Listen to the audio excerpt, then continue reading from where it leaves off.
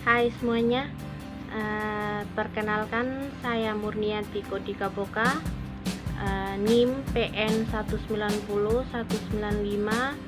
dari kampus Tikes Wirahusada Yogyakarta. Di sini saya akan melakukan edukasi atau pendidikan kesehatan mengenai penanganan fraktur terbuka. Saya langsung saja.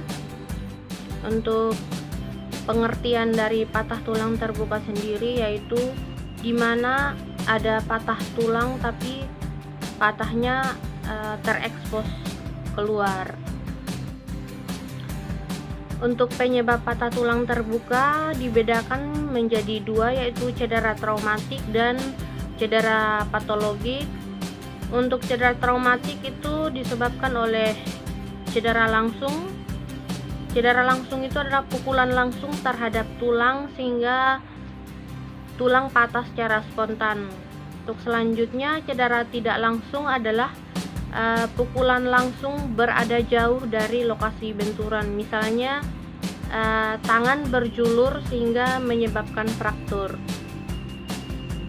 Selanjutnya, fraktur yang disebabkan oleh kontraksi keras yang mendadak.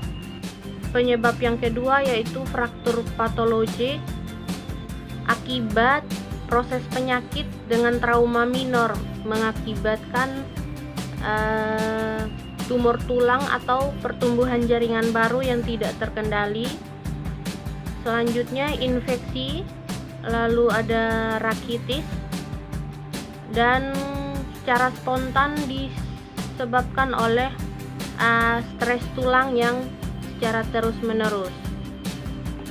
Untuk klasifikasinya sendiri yaitu ada 3. Derajat 1 yang lukanya kurang dari 1 cm, yaitu kontaminasi minimal.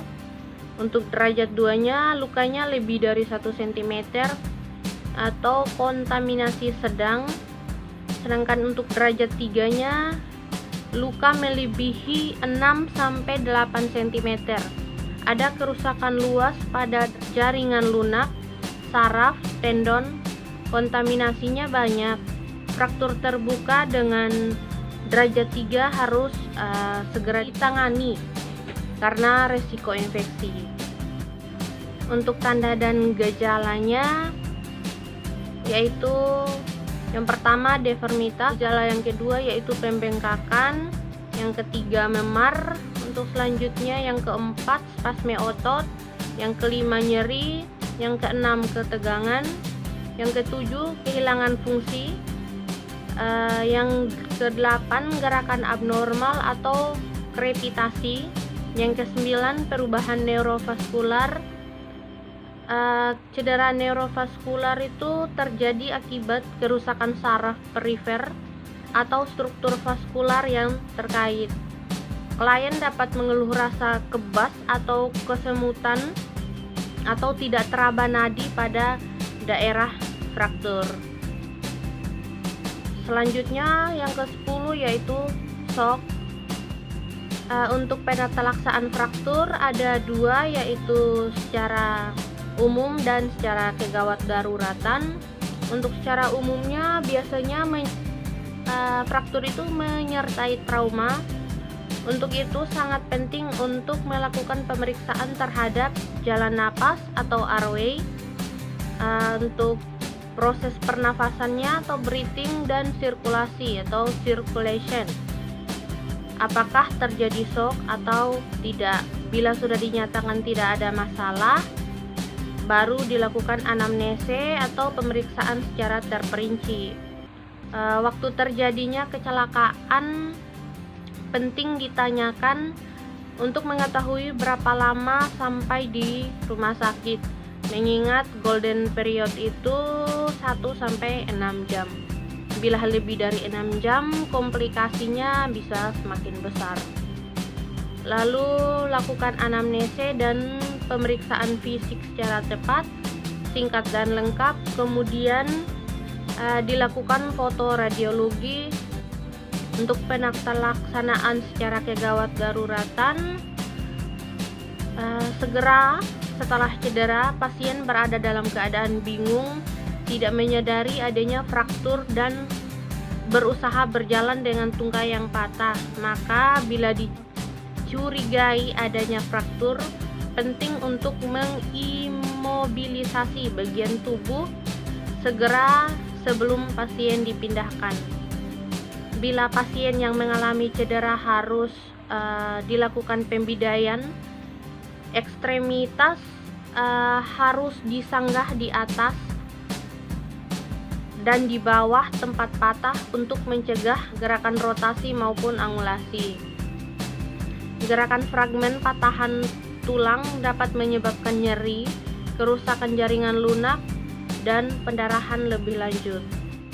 Nyeri sehubungan dengan fraktur sangat berat dan dapat dikurangi dengan menghindari gerakan fragmen tulang dan sendi sekitar fraktur. Pembidaian yang memadai itu penting untuk mencegah kerusakan jaringan lunak oleh fragmen tulang. Daerah yang cedera diimobilisasi dengan memasang bidai sementara dengan bantalan yang memadai, yang kemudian dibebat dengan kencang. Imobilisasi tulang panjang ekstremitas bawah dapat juga dilakukan dengan membebat kedua tungkai bersama, dengan ekstremitas yang sehat bertindak sebagai bidai bagi ekstremitas yang cedera.